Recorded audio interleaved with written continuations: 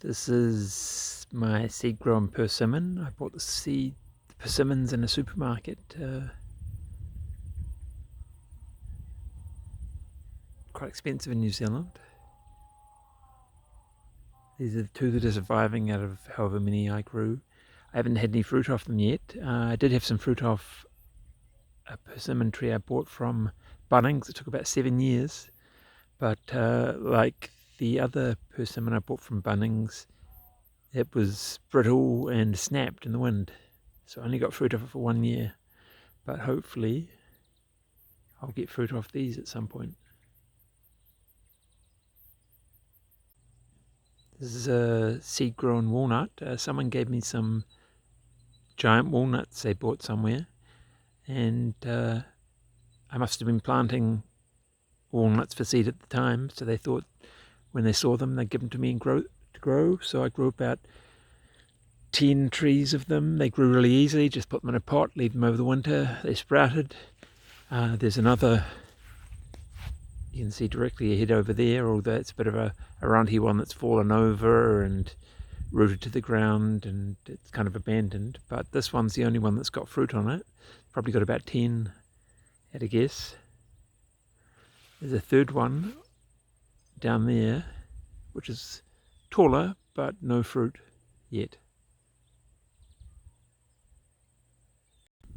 This is kind of my seed-grown corner. There's 2 seedling pears over there, the walnut, and then there's a apricot seedling. Nothing on the walnut this year, but I wouldn't be surprised if there's something on it next year. The apricot was a Skaha apricot someone gave me that they wanted me to try. It was a variety they hadn't seen in the supermarket or they thought was very nice. So I planted the seed and grew it. Apricots are extremely easy to grow, of course. The actual fruit on it, you can see, are not as big as Skaha. I'll take another video closer up. But they're a dense, very tasty fruit. And maybe in the future years it might be bigger, but I kind of hope they stay like this. I prefer the smaller fruit. This was an Angelis pear someone gave me to try, so I saved the seed and planted it. It's been overgrafted with conference. The first year it had Angelis red fruit like this, and they were dry and kind of unspectacular. So that was kind of the inspiration to graft more onto it. This has also got conference on it, as you can see, although that one there seems to have taken over the tree. Not that I grafted every branch. So this is what this isn't what Angelis look like, but this is what the fruit look like. All the seed-grown pears, whether on the roadside or my one, have reddish fruit. These are underripe, but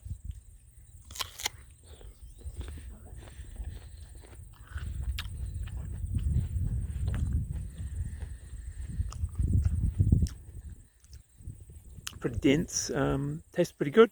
Be interesting to see what it's like when it's riper.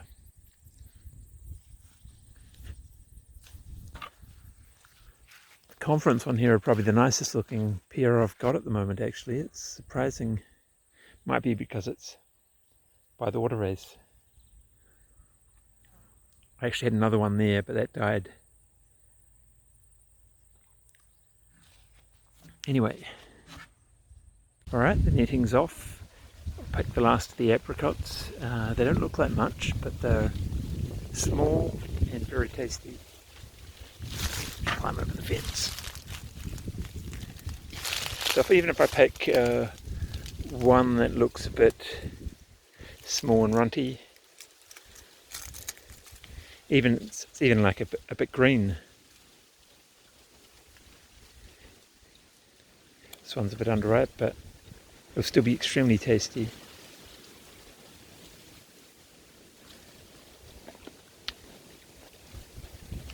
A lot of flavour.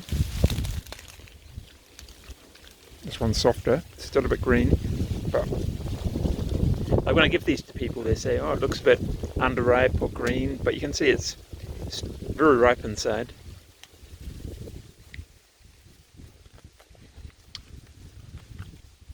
Soft, full of flavour, even though it didn't look that ripe near the top. Anyway, I'll get the rest of this tree picked. So this tree was just planted here for lack of any better place. I just threw it somewhere where I wouldn't have to pay attention. It took about 4 or 5 years to grow. It's about the 4th harvest of it. And yeah, again, well, they don't look that great. They taste better than the ones you buy from the store.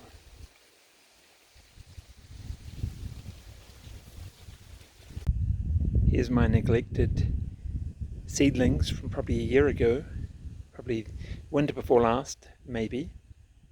Ranges from pink lady apples, which were sprouting in the core when I bought them from the store, to probably, by the look of it, what is this? This is Hawera plum. That is also Hawera. This is green gage. That's nice. I have no idea what those are. They look like they've died anyway. Tough pickies. The reason that these aren't planted out is I don't really know where to plant them. That would have been a nice one to keep, prune plum. These all look like peaches. I have a big problem with stone fruit and bacterial blast, so it's another reason they haven't been planted out. That one there looks like an apricot. I don't think there's a tag. Probably another apricot. And another, so about 3 or 4 apricots. Are all store-bought ones that have been germinated from seed. Anyway, I should really plant these out somewhere, even if just out in the paddock beside each other really close. It'd be better than where they are, getting neglected and not watered. This is the last winter's plants, excluding the gooseberries at the back, which I've dug, the rooted parts of existing gooseberries that I've dug out and potted. I think it ranges from Granny Smith's, which I bought and were sprouting in the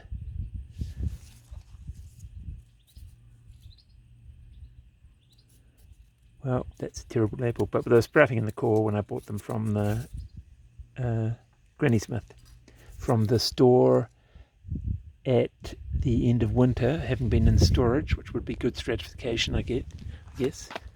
Another, what have we got there? Apple, Granny Smith. Okay, that's good. That's what indicates I've kept them all together.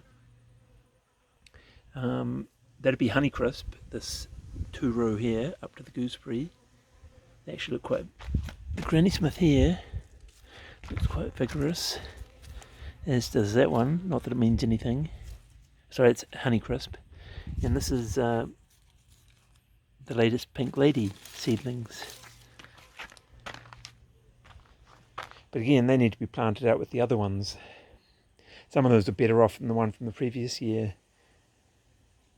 Probably because I potted them in the more constricting 6 trays. If you want to see the difference between Granny Smith that have been planted in the 6 trays and the ones that have been planted in the bigger ones, these are also from the last winter, and you can tell they've been really neglected and they're probably root bound. I'll probably just throw them away. I've got so many Granny Smiths at this point, got so many seedlings to plant out, and there's even this year's apricots coming on. So here's 2-year peach that I planted out at the start of this spring. So if you saw those older seedlings I'd grown that look pretty stunted and unwatered on the gravel path, this is one of those that I planted out, and the difference it makes when it's planted somewhere without grass at the bottom. Yeah, it's a good argument for planting out all the ones I've got. So last March I cracked about 150, I guess, apricot kernels. I put them in the fridge in a Ziploc bag, just threw them in there in the sealed Ziploc bag. Took them out this March, a year later. It wouldn't be March, it's February, so about almost a year later, 11 months. And they're all planted here. They've all been sprouted overnight, soaked in water. Even just soaking them overnight, some were sprouting immediately, having been taken out of the fridge. And these are sort of like the leftover ones that didn't sprout, that didn't get replanted out as they sprouted. So we'll see whether they come up. I've just got to keep it watered since it's quite a dry, loose area. And it's got a lot of tree roots from the Mexican orange blossom and the fir probably sucking up the water, so it'll have to be watered every day, but we'll see how it goes. So these are the already sprouted apricots that have been planted out in better pots with a bit of compost. All I did was I took them out of the fridge, put them in here and gave them a soak. So rather than just pouring more water in to keep them wet, I just basically give them a wash and pour 95% of the water out and just leave them in there wet and just keep doing that, and it keeps them clean, stops them from going mouldy. The peach seedlings I had didn't germinate overnight, having taken them out, and they went mouldy, so I switched to this method of keeping them wet. But these, I wouldn't know what kind of apricot they were, just whatever they had the cheapest at the roadside orchard. Next year's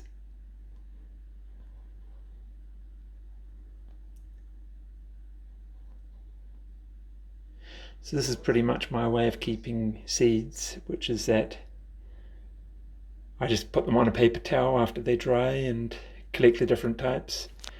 I do have some Huera seedlings out there, as shown in the other video. I want more black amber, that's probably the nicest plum I've got. The gooseberry ones are hard to collect. I used to have an easy way of cleaning them, but this time I tried the soaking and, like the tomato seed approach. These are from the Skaha. I'm just keeping them for the sake of it, really. I doubt I'll grow any more apricot. I've got so many seedlings at this point. Those are from a really nice tree in Ashburton that was hanging over the fence. And that's a nectarine, Fantasia from outside. I might just give that a go. What the heck? Flame Crest Peach from outside. They were both very nice, tasty fruit, but stone fruit don't really do well here. So I only got one off each tree, especially with the bacterial blight. Anyway, that's what I've got at the moment towards next summer. See how that goes. I have to do a germination test on the gooseberry to see whether they were damaged or whether they were soaked too long, and yeah. But you got to be into one, don't you? So collect them and see how it goes.